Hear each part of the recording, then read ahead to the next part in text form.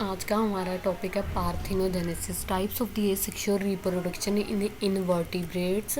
Parthenogenesis कहते हैं parthenogenesis किन किन ऑर्गेनिज्म या एनिमल्स में होती है। वो होती है सर्टन प्लेटफॉर्म्स में, rotifers aquatic microscopic aquatic animals होते हैं फाइलम रोटीफिरा के, राउंड वर्म्स में, इंसेक्ट्स में, लोबस्टर्स में, सम लीजर्ड्स में एंड सम फिशेस में कैन रिप्रोड्यूस। कहते हैं ये एनिमल्स या ऑर्गेनिज्म रिप्रोड्यूस कर सकते हैं विदाउट स्पर्म के बगैर ये एनिमल्स रिप्रोड्यूस कर सकते हैं एंड नॉर्मल फर्टिलाइजेशन के बगैर ये रिप्रोड्यूस कर सकते हैं। नॉर्मल फर्टिलाइजेशन में होता है कि जो एग होता है और स्पर्म मिलके ऑफस्प्रिंग प्रोड्यूस करते हैं, लेकिन पार्थिनोजेनेसिस में विदाउट स्पर्म ही ऑफस्प्रिंग की रिप्रोडक्शन हो जाती है। कहते हैं these animals carry out what is called parthenogenesis. ये एनिमल्स वो प्रोसेस कैरी आउट करते हैं जिसको हम पार्थिनोजेनेसिस का नाम देते हैं। पार्थिनोजेनेसिस कहते हैं ग्रीक वर्ड से ड्राइव है, पार्थिनोस वर्जन, जेनेसिस का मतलब production. However most parthenogenetic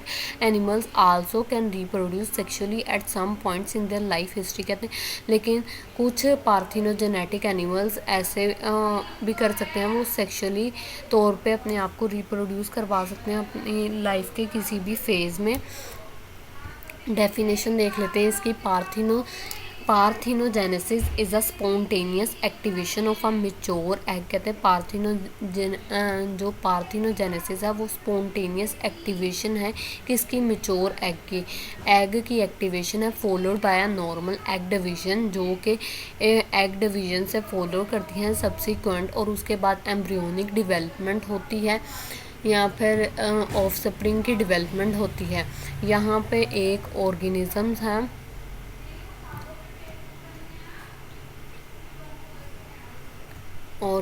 है उसने यूजुअली किससे प्रोसेस के थ्रू पार्थिनोजेनेसिस में एग को प्रोड्यूस करना है, मेयोसिस के ज़रिए प्रोड्यूस करना है।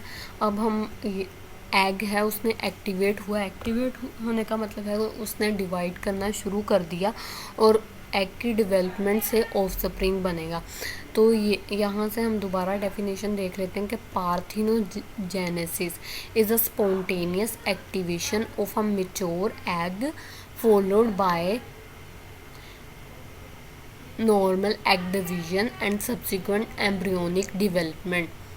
In fact, mature eggs of the species that do not undergo parthenogenesis, कहते हैं जो मेच्योर कुछ स्पीसीज़ के जो मेच्योर एग हैं जो पार्थिनोजेनेसिस के अंडर नहीं जाते, कहते हैं उनको हम आर्टिफिशली तौर पे भी इंड्यूस करवा सकते हैं उनमें पार्थिनोजेनेसिस। कहते हैं वो कैसे करवा सकते हैं, या फिर हम उनका जो एग है वो प्रिक कर दें नीडल के साथ, या फिर उनको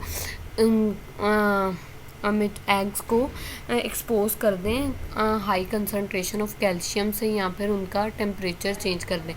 जो कैल्शियम होता है वो एंडोप्लाज्मिक रेटिकुलम में पाया जाता है सेल के अंदर, और फिशेज़ वगैरह एनिमल्स हैं उनके एक्सटर्नल इन्वायरमेंट में पाया जाता है। जब वो एक्सपोज करते हैं हाई कंसनट्रेशन ऑफ कैल्शियम से तो हार्मोनल चेंजेस आते हैं, जिसके नतीजे में एग एक्टिवेट होके ऑफस्प्रिंग में कन्वर्ट कर जाता है। पार्थिनोजेनेटिक नेचुरली भी होती है और आर्टिफिशली हम इसको ऐसे इंड्यूस करवा सकते हैं। Then because parthenogenetic eggs are not fertilize. कहते हैं जो पार्थिनोजेनेटिक एग्स होते हैं वो फर्टिलाइज नहीं होते, मतलब उनमें मेल स्पर्म नहीं होता, रिसीव नहीं किया होता। They do not receive male chromosomes, तो उनमें मेल क्रोमोसोम्स भी वो रिसीव नहीं करते। The offspring would be thus accepted to have only a haploid set of chromosomes। कहते हैं जो offspring प्रोड्यूस होगा उस के पास सिर्फ एक हैप्लोइड सेट ऑफ क्रोमोसोम्स होगा। ये देख लेते हैं, ये ऑर्गेनिजम्स है उसने मायोसिस के ज़रिए एग को प्रोड्यूस किया, जो कि 1N होता है, हैप्लोइड होता है। जो एग या सेल मेयोसिस के ज़रिए प्रोड्यूस होते हैं वो हैप्लोइड होते हैं, और 1N एग ने जब डेवलपमेंट करनी है ऑफस्प्रिंग की तो वो भी 1N होना है। अतः जो पार्थिनोजेनेटिक ऑफस्प्रिंग के पास सिर्फ एक हैप्लॉइड सेट ऑफ क्रोमोसोम्स होता है। In some animals however meiotic division is suppress, कहते हैं कुछ एनिमल्स में जो मेयोटिक डिवीजन होती है, मतलब मेयोसिस का जो प्रोसेस होता है सेल डिवाइड करने के लिए, वो सप्रेस कर दिया जाता है, दबा दिया जाता है, so the diploid number is conserve, ताकि डिप्लॉइड नंबर ऑफ क्रोमोसोम्स को सेव किया जा सके या फिर उनको कंजर्व किया जा सके। इन अदर एनिमल्स मेयोसिस अकर, कहते हैं इसमें दूसरे एनिमल्स में मेयोसिस होती है, लेकिन but an unusual mitosis returns the haploid embryonic cells to the diploid conditions, कहते हैं दूसरे एनिमल्स में मेयोसिस तो होती है, लेकिन अनयूजुअल माइटोसिस है वो एम्ब्रियोनिक्स हैप्लॉइड एम्ब्रियोनिक सेल्स को डिप्लॉइड कंडीशन में कन्वर्ट कर देती है। यहाँ पे देख लेते हैं ये वाली जो लाइन का इसका मतलब है जो ऑर्गेनिज्म है उसने इस एग प्रोड्यूस करना है, उसको एक्टिवेट करना है, डिवाइड करने के प्रोसेस में लाना है माइटोसिस के ज़रिए, और जो एग प्रोड्यूस होना है वो 2n मतलब डिप्लॉइड होना है, और उसने जो ऑफस्प्रिंग प्रोड्यूस करना है एग ने वो भी डिप्लॉइड होगा। क्या कहते हैं, लेकिन इस लाइन का तो ये मतलब होगा कि माइटोसिस के प्रोसेस से ही अगर एग 2n है तो ऑफस्प्रिंग भी 2n होगा, लेकिन कहते हैं कुछ एनिमल्स में जो एग है वो प्रोड्यूस होता है मेयोसिस के ज़रिए ही प्रोड्यूस होता है, लेकिन जब एग की डेवलपमेंट होती है ऑफस्प्रिंग में वो माइटोसिस के प्रोसेस के अंडर चला जाता है। यहाँ पे होता ये है कि एग जो है वो फर्टिलाइज हो जाता है। फर्टिलाइज मीन कि उसको मेल जर्म सेल रिसीव हो जाता है या फिर मेल क्रोमोसोम्स रिसीव हो जाते हैं, जिसके नतीजे में वो ऑफस्प्रिंग की डेवलपमेंट होती है तो वो 2n होता है। ये प्रोसेस होता है माइटोसिस के ज़रिए। इस किस्म की माइटोसिस को हम अनयूजुअल माइटोसिस का नाम देते हैं, और जो ऑफस्प्रिंग 1 एंड ऑफस्प्रिंग बनना होता है वो 2n ऑफस्प्रिंग में कन्वर्ट हो जाता है। यहाँ पे दिखाया गया है क्रोमोसोम्स दिखाए गए हैं, ये हैप्लॉइड क्रोमोसोम्स हैं और ये डिप्लॉइड क्रोमोसोम्स हैं।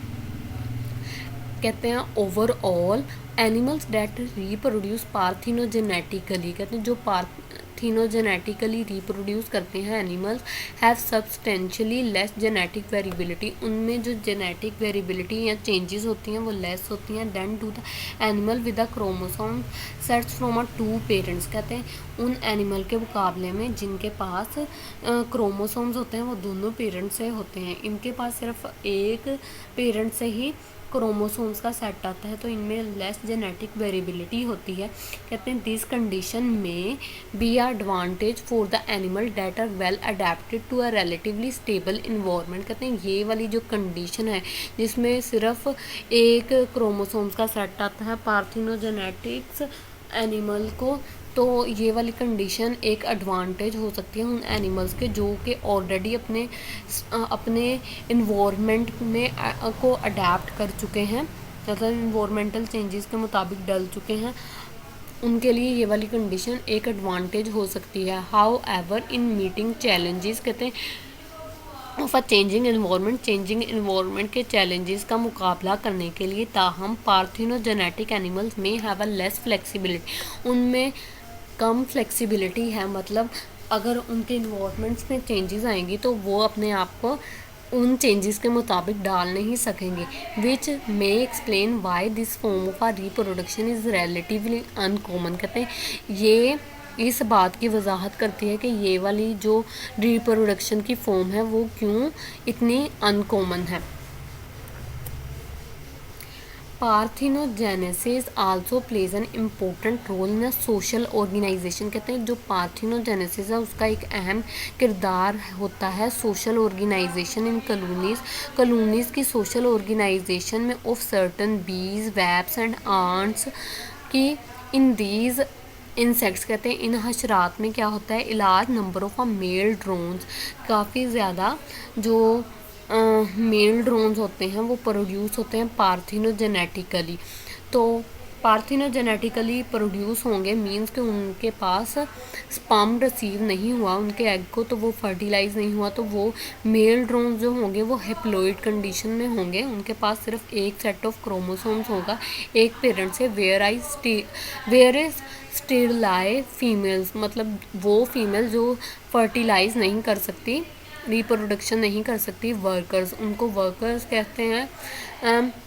एंड रिप्रोडक्टिव फीमेल्स, और रिप्रोडक्टिव फीमेल जिनको हम क्वींस का नाम देते हैं, आर प्रोड्यूसेस सेक्सुअली, वो सेक्सुअली तौर पे रिप्रोड्यूस करते हैं, मतलब एग फर्टिलाइज हो जाता है, उनमें स्पर्म रिसीव हो जाता है, तो उसमें वो डिप्लॉयड ऑफस्प्रिंग प्रोड्यूस करेंगे। तो फीमेल्स वर्कर्स और क्वींस क्या होंगी, रिप्रोडक्टिव फीमेल्स क्या होंगी, डिप्लॉयड होंगी।